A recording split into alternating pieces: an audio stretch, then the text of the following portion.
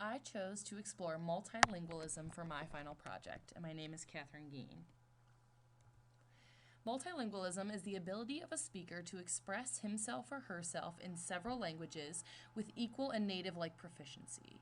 And it can also be referred to as the coexistence of several languages within a society, whether these languages are official, unofficial, native, foreign, national, or international. And multilingualism is an umbrella term that encompasses bilingualism and trilingualism. And some other terms to consider when talking about multilingualism are additive multilingualism, which is the process by which a new language is learned while the learner still maintains and develops the mother tongue, and in contrast, subtractive multilingualism, which is when a new language is learned at the risk of displacing or replacing the mother tongue, and the mother tongue is not learned at a higher level. Multilingualism today. A country with a totally homogeneous culture and linguistic makeup is rather the exception than the rule in this contemporary world. And we can see this through all the research about how many multilingual learners are present in the world today. Over 1 billion people in the world speak more than one language fluently, and especially in the United States. English language learners have increased in the past 10 years from about 3.5 million to 5.3 million, which is a huge number in our schools. And Latino students represent 1 in 5 school-age students, so they are a huge portion of these multilingual learners. More than 30% of students in Head Start programs were dual language learners in 2011. So we see that even at the preschool level, we're seeing multilingual learners. And there are many benefits of multilingualism. Multilingualism provides a gateway for more interaction and promotes mutual respect, tolerance, and equality.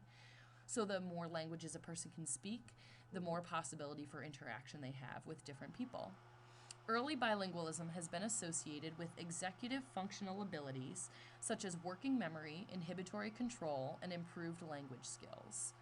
Multilingualism enhances intellectual flexibility and creativity, and it provides insight into the understanding of other cultures. So as we learn other languages, we also learn other information about that culture, such as traditions, practices, etc.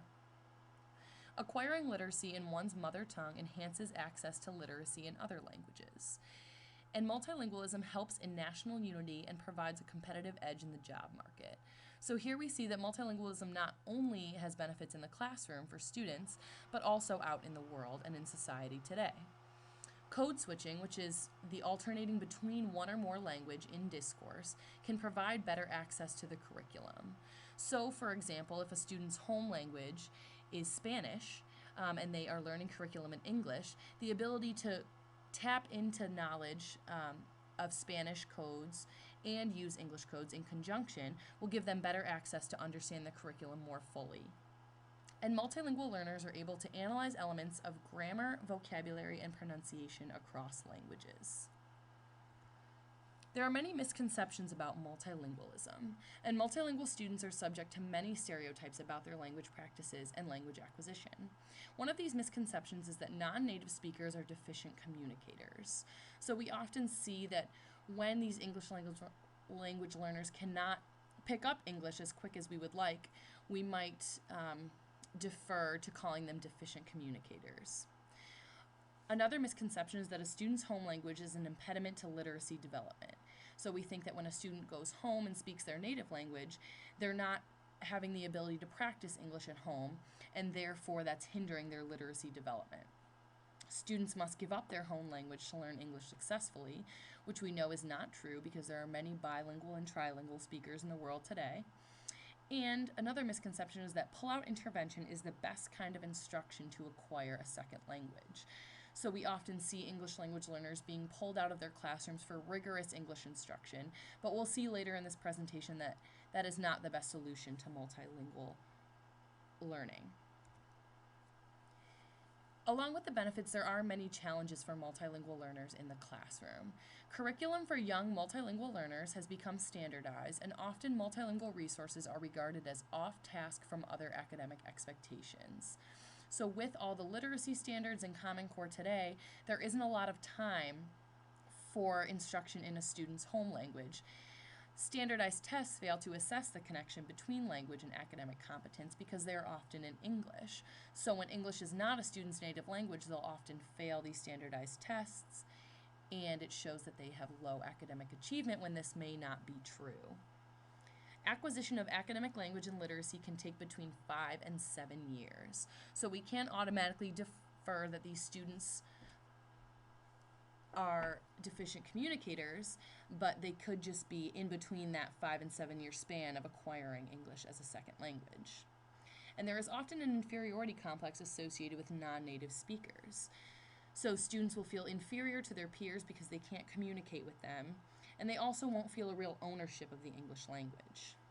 English-only policies in the classroom can be difficult for students who have not mastered a communicative competence in English. So when they aren't allowed to speak their native language in classrooms, it's really hard for students to communicate.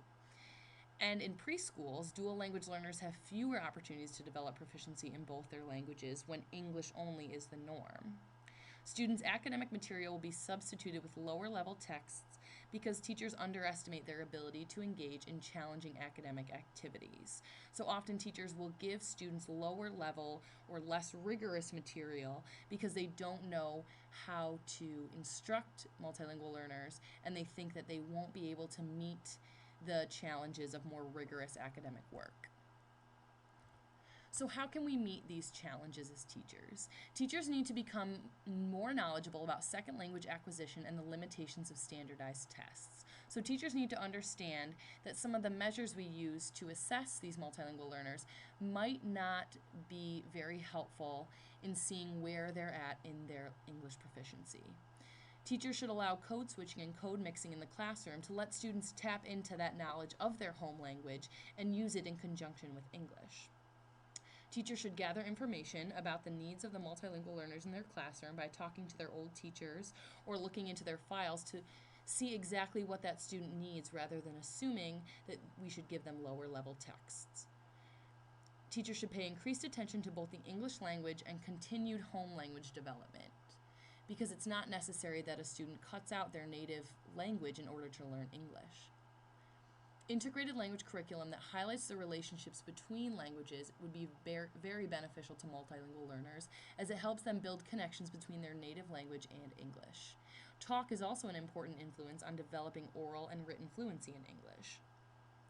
And simply welcoming a student's home language can facilitate the flow of knowledge across languages. So we don't want students to think that they are not allowed to speak their native language in school, because it might be able to really help them develop proficiency in English.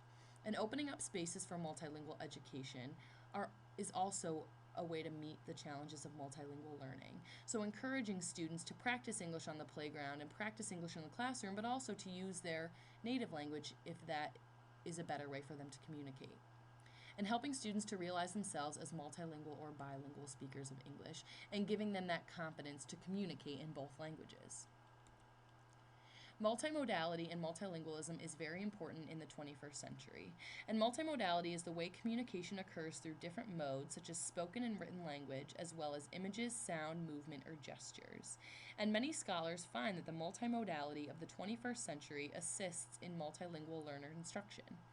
Images, sounds, and movements may offer different ways in which students can communicate and learn that are not confined to traditional print literacies. And when students are working within their comfort zone, or zone of proximal development, they can expand their use of academic language in combination with other forms of communication.